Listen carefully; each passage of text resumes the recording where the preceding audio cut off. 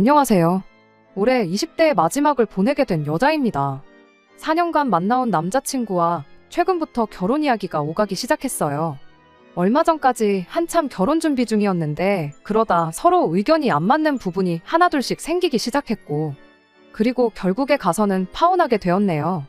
그 이야기 한번 해보려고 이렇게 사연을 보내게 되었습니다. 연애하는 동안은 다툼 한 번 없었을 만큼 사이좋은 커플이었어요. 그런데 결혼은 현실이라더니 결혼 준비 시작하자마자부터 삐걱이기 시작했습니다. 저는 현재 카페를 하나 운영하고 있어요.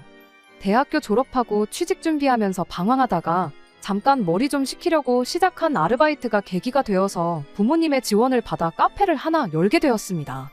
집이 엄청 잘 살아서 자식이 카페 하고 싶다고 부모가 떡하고 차려준 그런 케이스는 아닙니다.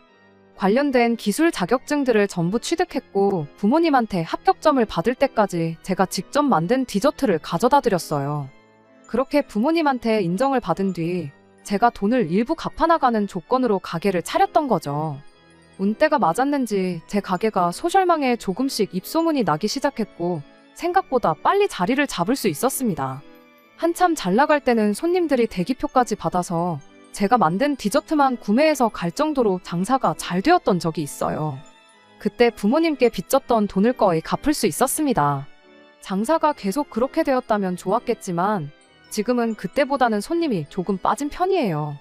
먹는 것도 유행이 돌고 도는 거니까 트렌드에 뒤지지 않게 계속 노력하고 있고, 지금은 그래도 다행히 가게가 완전히 자리를 잡아서 직원 2명 쓰면서도 평균적으로 매달 500만 원 정도를 벌고 있습니다. 일단 7일 내내 장사를 하다 보니 딱히 돈 쓰러 다닐 시간도 없어서 어느덧 제 통장에는 1억 5천이라는 큰 돈이 모여 있었습니다. 제 남자친구의 경우에는 현재 대기업을 다니고 있어요. 연봉은 9천 정도 받고 있고 현장직이다 보니 정년까지도 문제없다는 식으로 늘 저에게 그렇게 말을 했었습니다. 모아놓은 돈은 8천만 원으로 저보다 액수 자체만 두고 본다면 적은 편이긴 하지만 출퇴근용으로 차 한 대 가지고 있고 연봉 9천이면 저보다 벌이가 조금 나은 편이니 그렇게 큰 차이가 난다고 볼 수는 없겠네요. 둘이 서로 좋아서 결혼하는 건데 내가 모은 돈이 얼마, 내 월급은 얼마 이런 거 따질 필요까지 있나 싶지만 결혼이라는 게 마음만 가지고 결정할 만큼 쉽게 정할 일은 아니잖아요. 사실 벌이랑 모아놓은 돈만 가지고 말해서 그렇지 따지고 보면 저는 제 이름으로 가게가 있기 때문에 권리금이랑 이런 거 따져보면 솔직히 당장만 두고 보면 남자친구보다 훨씬 더 해오는 거나 마찬가지거든요. 그런데 그런 건 생각도 안 하고 사소한 거 하나하나 따지고 들기 시작하니까 연애할 때랑은 다르게 사소한 걸로 자꾸 다투게 되더라고요. 그야 연애할 땐 그런 조건 같은 거 서로 알 필요도 없었던 걸 테니 어찌 보면 당연한 일이긴 한 것 같네요.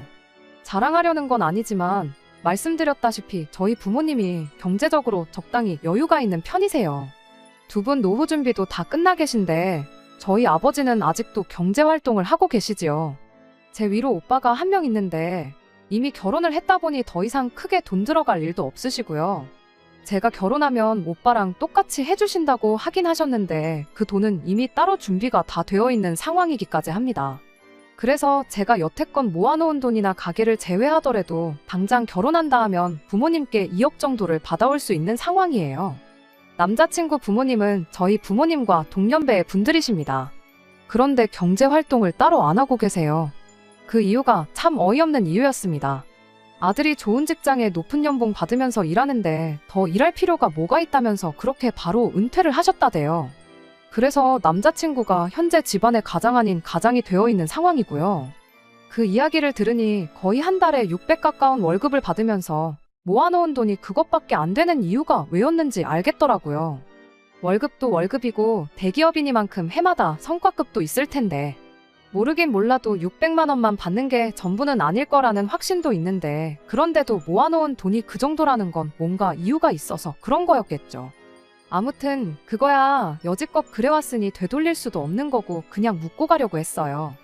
대기업 들어갈 만큼 기술을 배울 때까지 남자친구가 부모님 도움을 받았을 거 아니겠나요? 저 또한 가게를 부모님 돈으로 차렸었고 그 돈을 갚았으니 남자친구 또한 부모님께 받은 만큼 갚은 거라 생각하기로 했어요. 제 나름대로 그동안 어떻게 해왔는가가 중요한 게 아니라 앞으로 우리가 어떻게 사느냐가 중요한 거라고 생각했던 거죠. 그런데 남자친구는 우리가 앞으로 결혼을 하더라도 부모님 생활비는 자기가 계속 챙겨드리고 싶다고 하네요. 그동안은 자기가 자리를 잡을 수 있게 도와주셨던 걸 갚는 거라면 결혼하고 나서 드리는 돈은 자기를 이 세상에 태어나게 해주고 여지껏 키워주신 은혜를 갚는 거라는 겁니다. 은혜 갚는 게 나쁘단 건 아니지만 돈으로 환산할 수 없는 걸 두고 갚겠다고 드니 마음이 답답했죠. 그래도 두 사람 월 수입을 합치면 한 달에 이미 1,000만 원이 넘어가 버리기 때문에 그 정도 생색은 내도 되겠다 싶었습니다.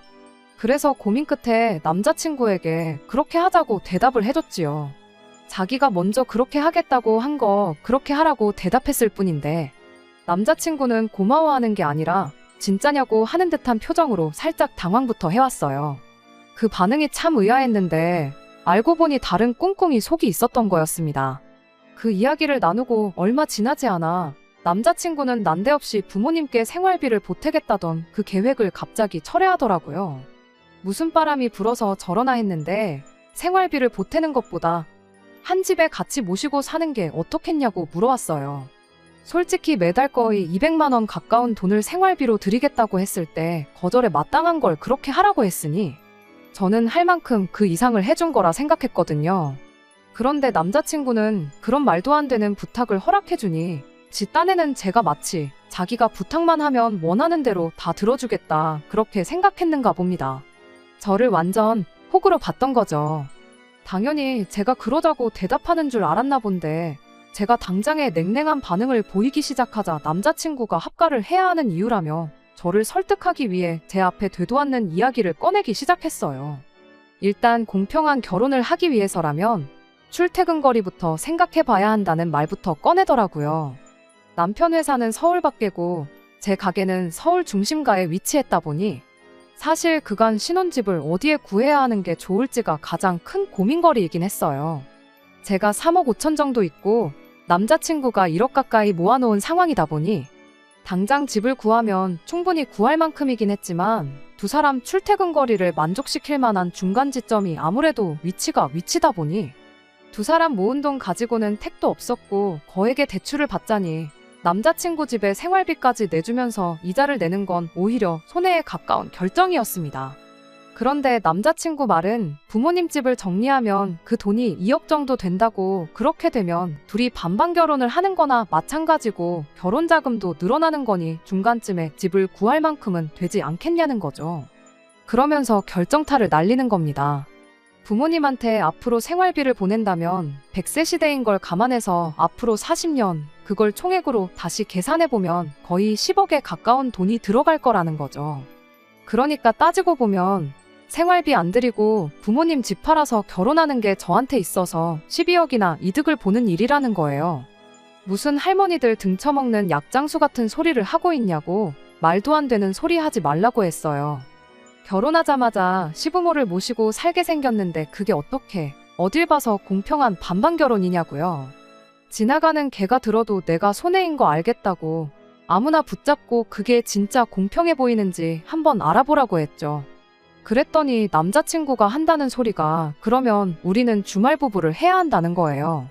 자기는 부모님 집에서 출퇴근하면 훨씬 덜 피곤하고 좋은데 저 때문에 안 그래도 일하느라 지친 몸 출퇴근하다가 몸이 축나겠다면서요. 그러니 집은 제 돈으로 제가 편한 데에다가 없고 그리고 우리는 결혼해서 주말 부부를 하자는 겁니다.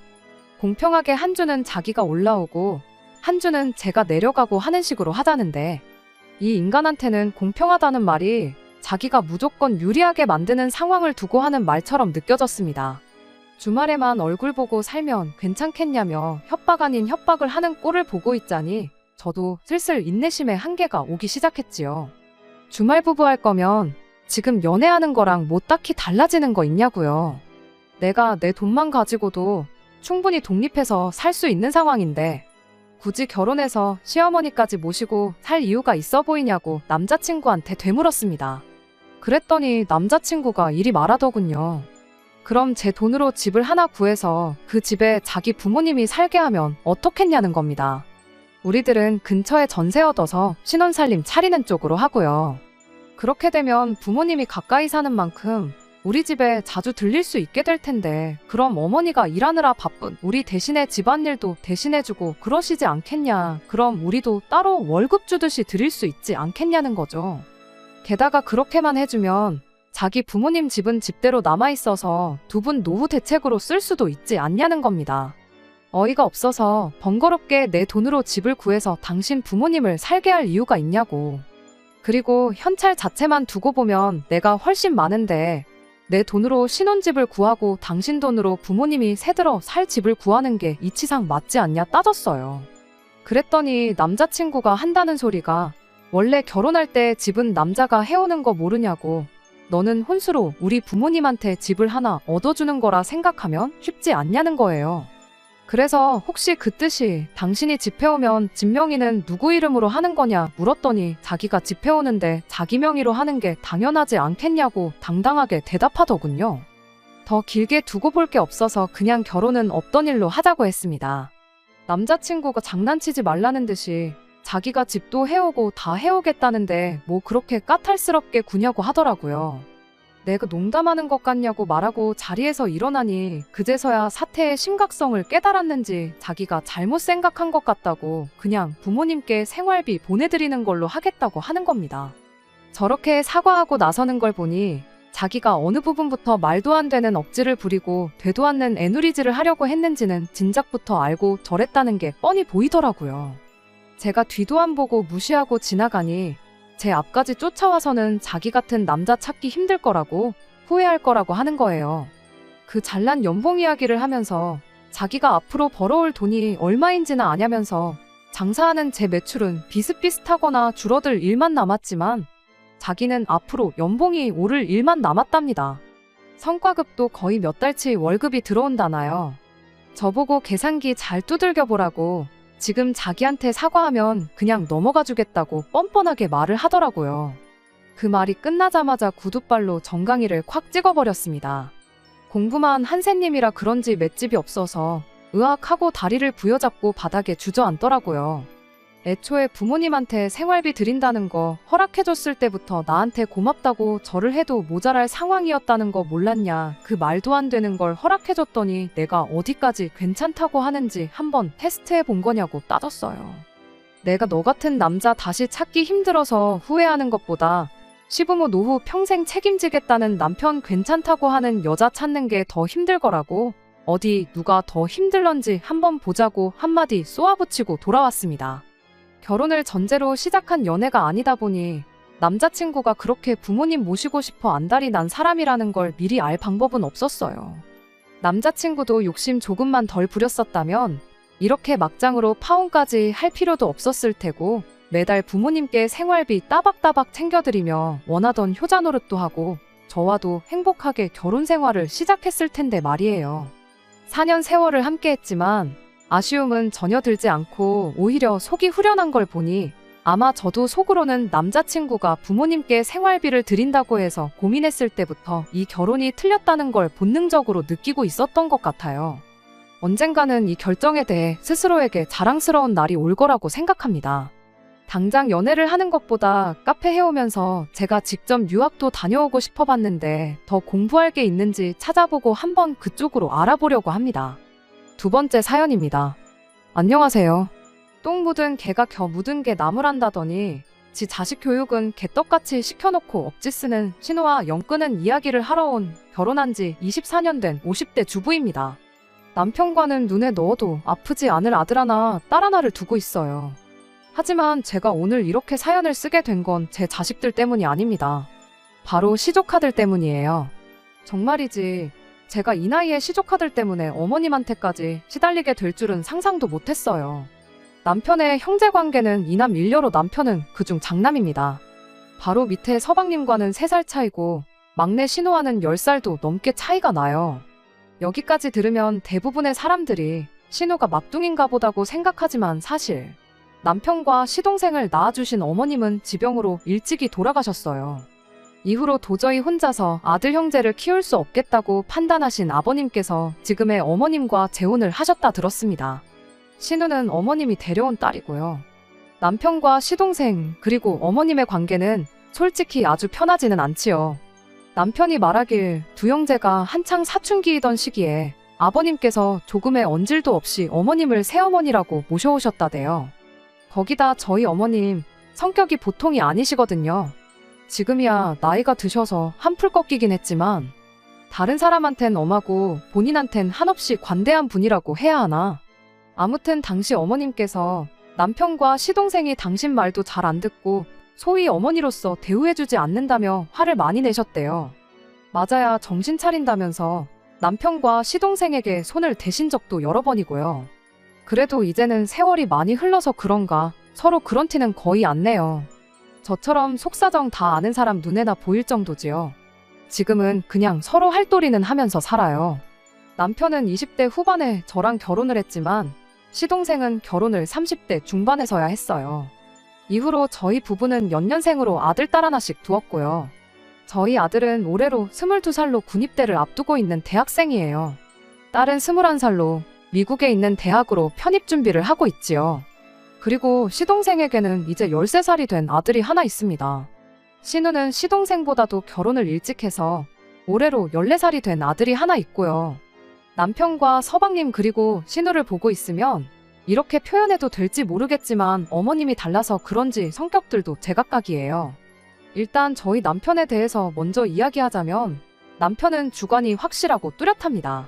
좋으면 좋다, 싫으면 싫다 의사표현이 아주 확실하지요. 그리고 주변 사람들에게 경우가 바르다는 소리도 많이 듣고요. 반면에 서방님은 사람이 유순하고 욕심이 별로 없어요. 사람이 좀 무르다고 해야 하나 그래서 종종 사기도 당하고 그래서 어린 동서가 고생을 많이 했지요. 그리고 신우는 정말 표현할 수 있는 단어가 무궁무진하네요.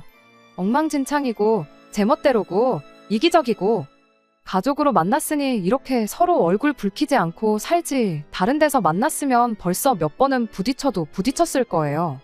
그리고 무엇보다 어이가 없는 건 신우 본인도 그런 자기 성격이 문제라는 걸 아는 눈치인데 고칠 의지는 전혀 없다고 해야 할까요?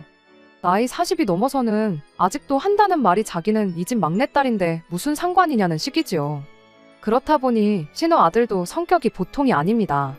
어른들이 있는데도 지 뜻대로 안 되면 지 성질을 다 부리고 다녀요. 지난번엔 여든 먹은 할아버지 그러니까 저희 아버님한테 발길질을 하는 걸 저희 아들이 잡아가지고는 한마디 했더니 글쎄 신우네 애가 한참 형인 저희 아들한테 네가 뭔데 그러냐면서 대들더라니까요. 그리고 그 모습을 본 어머님께서는 신우네 애를 혼내시기는커녕 어린애를 왜 윽박지르냐며 오히려 저희 아들을 탓하셨지요. 남편과 저는 애들 크는 내내 맞벌이를 했어요. 애들을 위해서 돈을 벌면서도 당장 애들 커가는 것도 제대로 못 보고 옆에 있어주질 못했으니 항상 미안한 마음이었지요. 그래도 다행히 그 노력이 보상을 받았다고 해야 할지. 아이들 반듯하게 자랐고 저희 부부도 돈은 좀 벌었습니다. 자식들 대학 등록금 내주고 나중에 결혼시키고 저희 노후는 즐길 수 있을 정도로 모아뒀어요. 친정부모님도 당신들 재산이 제법 있으시고요. 저의 하나뿐인 남동생은 저보다 일찍 장가가서 벌써 아들 장가까지 보냈지요. 한마디로 친정 쪽에는 제가 신경 쓸 일이 크게 없는 상황이었네요. 하지만 시댁은 상황이 좀 다릅니다. 말이 나와서 말이지만 남편과 제가 결혼하던 때만 해도 시댁도 사정이 나쁘지는 않았어요. 그런데 저희 애들 한참 크던 시기에 어머님이 아버님 몰래 주식을 하셨나 그래서 재산을 엄청 잃으셨지요. 사채까지 끌어다 쓰셔가지고 결국 그때 아버님이 하시던 사업도 정리하시고 그때를 생각하면 솔직히 지금 저렇게 사시는 것도 용하다고 해야 할 판이에요. 아무튼 그렇다 보니 일찍이 결혼해서 자리 잡은 저희 부부와 달리 서방님네나 신우네는 형편이 그저 그래요. 작년이었어요. 둘째인 저희 딸이 대학에 입학한 게 다 키웠다고 하기엔 아직 너무 어리지만 그래도 이제 자기도 어른이라고 아르바이트도 시작하고 그러니까 저도 한숨 돌리게 되더라고요. 그러면서 이제 시조카들이 눈에 들어오대요. 그리고 작년 어린이날이었습니다. 그때는 둘 다 초등학생이긴 했지만 그래도 고학년이니까 요즘 애들이 빠르잖아요. 그래서 용돈하라고 한 사람당 10만 원씩 줬어요. 그랬더니 시동생네 아들이 두 손을 배꼽에 딱 포개 얹고서는 큰어머니 감사합니다 그러대요. 학교에서 배운 건지 어쩐지는 몰라도 요새도 저렇게 인사하는 애들이 있나 싶어서 보기에 너무 예쁘더라고요. 그런데 신우네 애는 제 앞에서 딱 봉투를 열어보더니 애게 10만 원이네 그러더니 돈이 적답니다. 그리고는 제 앞에 봉투를 던지듯 놓더니 더 줘 이러는 거예요. 더 주세요도 아니고 더 줘 딱 두 글자요. 그리고 어쩜 애가 그런 표정을 지을 수 있는지 저 정말 깜짝 놀랐어요. 화도 났고 동시에 싫다는 애 어르고 달래면서까지 용돈을 쥐어줘야 하나 싶더라고요. 그리고 딱 보니까 저희 남편도 화가 단단히 났더라고요. 곧이어 남편이 신우네 애가 집어던진 돈 봉투를 집어들더니 그걸 시동생네 애한테 줬습니다. 이것도 너 가져라 하니까 그제서야 신우네 애가 자기 건데 왜 걔를 주냐면서 내놓으라고 땡깡을 부리대요. 제가 너가 싫다고 하지 않았냐며 시동생네 애한테 이것도 네 거라고 다시 한번 확인을 시켰더니 아주 거실 바닥에 드러누워서는 저는 그렇게 떼쓰는 애는 정말 처음 봤어요. 그러자 어머님까지 나서서는 어른이 애를 상대로 뭐 하는 거냐고 저에게 한 소리 하셨습니다. 그러자 남편이 나서서는 애가 저 모양인데 아무도 혼을 안 내냐고 어머님 말씀을 받아치더라고요. 신우한테도 자식 교육 똑바로 시키라면서요. 저도 사람인데 하물며 제 배 아파서 낳은 자식도 아닌데 어떻게 시조카들이 똑같이 예쁠 수가 있겠어요. 공손하고 말도 조근조근하는 서방님네 아들이 저는 훨씬 좋더라고요. 신우네 애는 뭐 솔직히 인사를 한번 똑바로 하기를 하나 그렇다고 신우가 저희한테 잘하는 것도 아니지 정을 줄래야 줄 수가 없었습니다. 그러다 작년 연말에 남편 지인으로부터 모 호텔 식사권이 선물로 들어왔어요. 그런데 저희는 이미 그 호텔에 예약을 해둔 상황이었거든요. 굳이 2번씩이나 갈 필요가 있나 싶어서 어떻게 할까 고민을 하는데 남편이 지나가는 말처럼 시동생네 아들이 이번에 그림 그리는 대회에서 우수상인가 받았다고 하대요. 그래서 그러면 축하도 할 겸 다 같이 가면 좋겠네 싶어서 시동생한테 주라고 했어요. 그런데 그 이야기가 신우 귀에도 들어갔던 모양이에요. 누가 흘렸는진 모르겠지만 센스껏 비밀로 했으면 좋았을 텐데 말이지요. 물론 제가 그걸 따지자는 건 아니고 그렇다고 저희가 나쁜 짓을 한 것도 아니잖아요. 그런데 신우가 아주 난리를 치더라고요. 우수상을 받았다길래 축하한다는 의미로 준 거라고 설명을 하니 자기 아들도 옛날에 그 상 받았었답니다. 이미 다 지난 일을 가지고 뭐 어쩌라는 건가. 이때부터는 저도 짜증도 나고 난처하고 그래서 오빠인 저희 남편한테 이야기하라고 했네요. 그런데 신우가 저희 남편이 아닌 어머님께 이 상황을 일렀던 모양입니다. 어머님께서 저한테 전화를 하시더니 다짜고짜 저를 나무라셨거든요. 고생하고 사는 네 신우 보면 드는 생각도 없냐면서 당신 둘째 며느리는 멋대가리도 없는데 뭐 한다고 아깝게 호텔 식사권 같은 걸 걔를 주느냐면서 저도 동서처럼 똑같이 며느리 입장이라 그런지 그런 어머님의 말씀이 듣기 꽤 거북하대요. 결국 듣다 못한 제가 어머님께 저희 부부가 받은 선물이니 누구에게 주든 그건 저희가 알아서 할 일 같다고 했습니다. 그리고 이렇게까진 말하지 않았지만 제 나이 50이 넘어서 이런 것까지 잔소리를 들어야 하나 싶더라고요. 어머님께서는 계속해서 신우네도 사주라고 시동생네 준 거보다 더 좋은 걸로 사주라고 억지를 쓰셨는데 제가 끝끝내 말씀대로 하겠다는 소리를 안 했어요.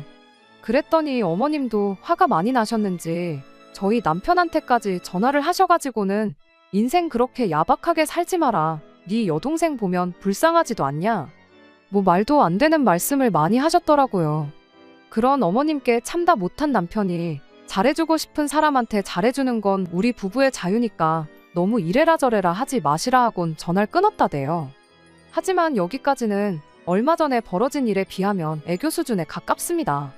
설을 며칠 앞두고 있던 어느 날이었어요. 아들이 자기 방에서 게임기 하나를 들고 나오더니 시동생네 아들 이름을 꺼내면서 이거 걔 줄까? 하고 묻더라고요. 대학교 들어가고 아르바이트해서 산 비싼 게임기였기에 제가 이제 안 할 거냐고 아깝지 않냐고 물었어요. 그랬더니 곧 군대도 가니까 자기가 가지고 있어봤자 별로 쓸모가 없을 것 같다대요. 그래서 네 물건이니까 너가 알아서 하라고 했어요. 이후로 며칠 뒤 아들이 친구들 만나러 가는 길에 서방님네 들려서 전해준 모양입니다.